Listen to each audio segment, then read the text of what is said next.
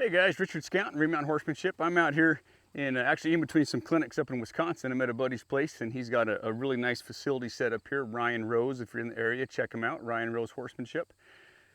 And anytime I go someplace new, there's always different things to do. So his obstacle course is a little bit different than the obstacle course that I have at home. And I have old Duke out here.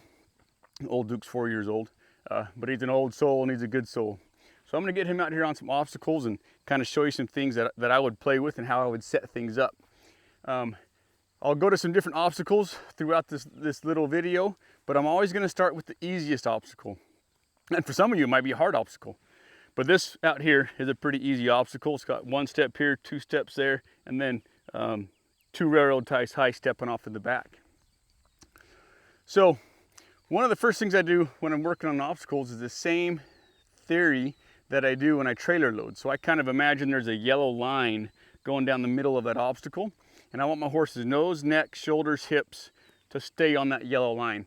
And it's almost as easy as making the wrong thing difficult and the right thing easy. So any body part that's pushing towards me, I'm gonna use my flag, my hand, my energy to say stay away from me. And if he starts leaking and drifting off to the far side, then I can block him with my lead rope. So what I'm gonna do, just kind of, he's been in a paddock, hasn't seen green grass. Okay, absolutely no brainer.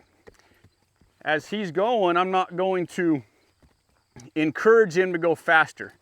If my horse is willingly going across the obstacle, I'm gonna guide him and I'm going to allow him. There's slack in my rope, that's what I'm liking.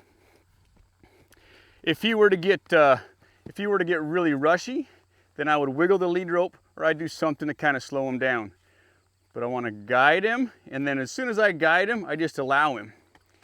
Now there's a lot of things you can do with any obstacle. This isn't just an obstacle that you can go over lengthwise. This is an obstacle that you can stop him, turn him, lead him, have him come down, have him come this way.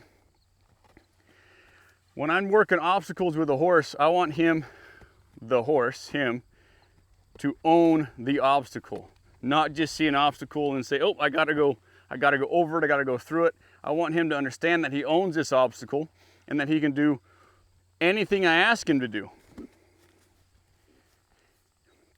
He's doing really good and I'm not needing my driving hand, but anytime I'm leading a horse, there he goes, he got some grass, I'll bring in that driving hand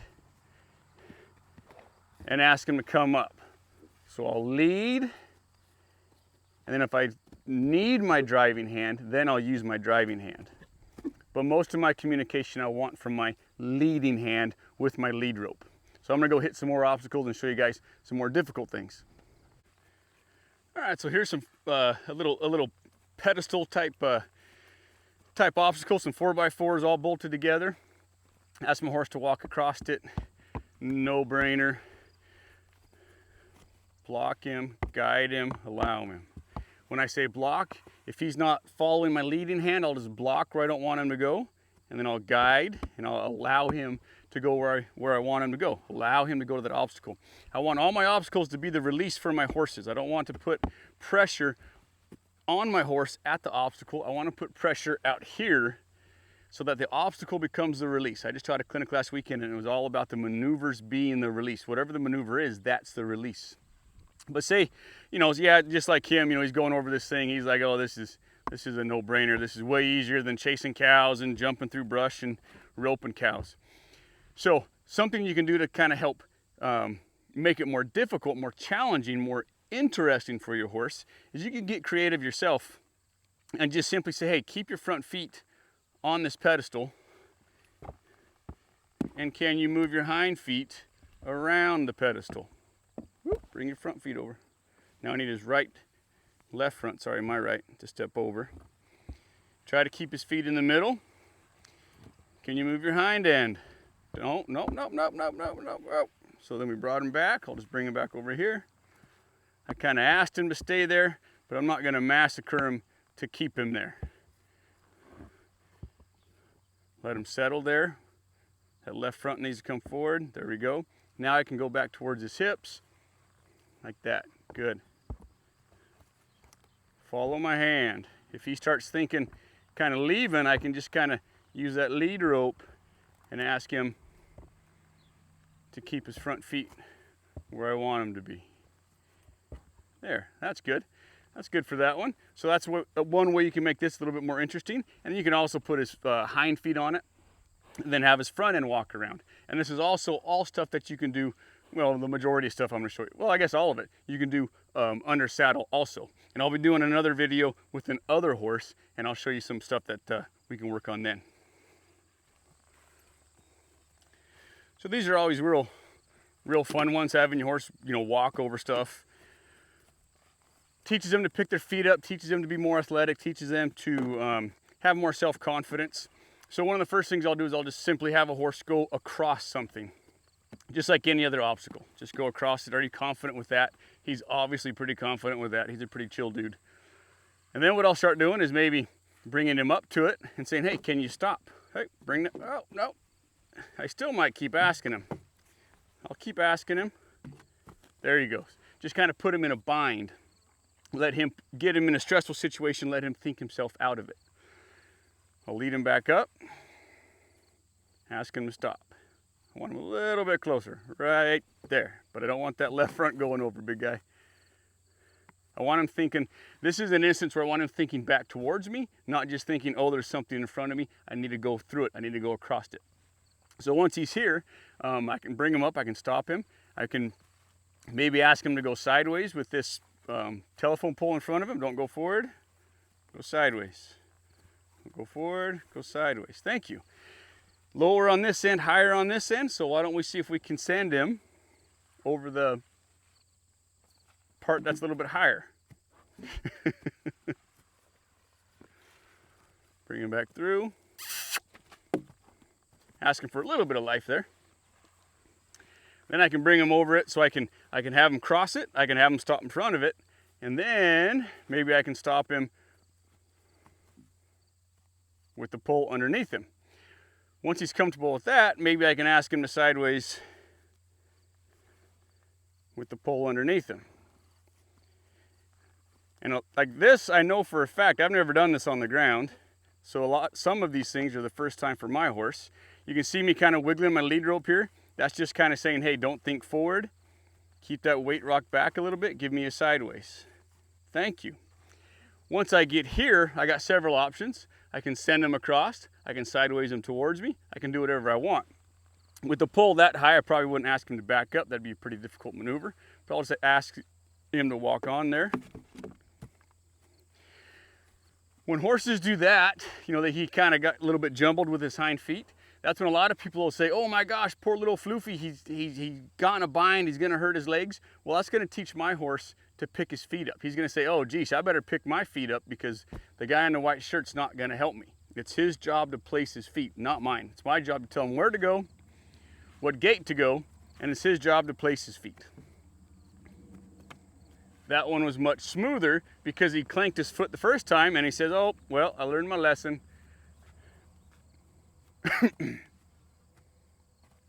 See how much more careful he is there? If I tried to protect him and put him in bubble wrap, he would never learn where his feet are. So that's a very important lesson also, is it's the horse's job to place his feet, not you.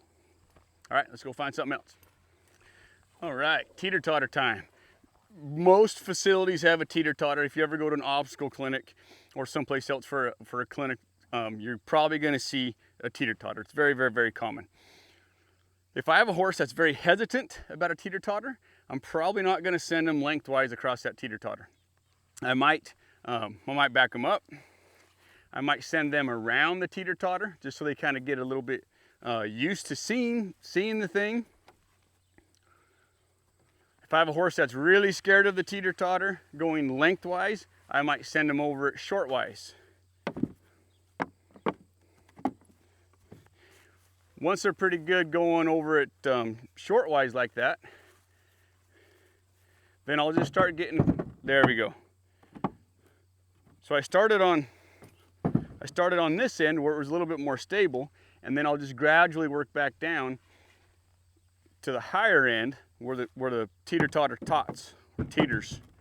I don't know what side tots are and what side teeters, but I'm gonna have them go over the easiest part first, and then I'll gradually make it more difficult. If you bring a horse up to the end that's in the air and they step on it and they're scared of it and they step on it, well, you're going to scare them even more. So why not set your horse up for success and get him going over the easy part first?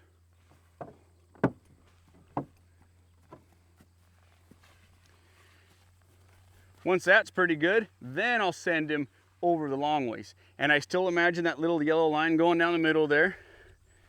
I'll ask him on. Just allow him to cross it. Take his hips away, allow him to cross it. Now this is the high step. Bam, good. I'll ask him to stop there. I might ask my horse to back up.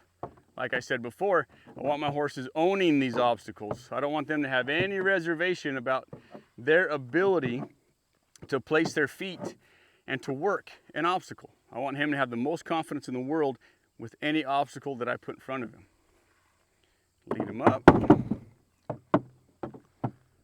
Might bring him to right there.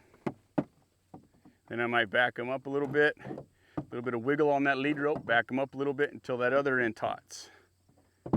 And then just lead him forward a little bit till the other end teeters. And then back him up till it tots. Good. Then I might let him sit there for a minute, kind of let him just kind of really soak in the lesson and say, hey, this teeter-totter, he's licking and chewing, you guys can't see it. But just kind of let him sit there and dwell on what we just asked him to do so he just keeps getting more confident and comfortable with these obstacles. So that's a little bit about some obstacles and how I would work it. But something else that I want to show you, like on this teeter-totter.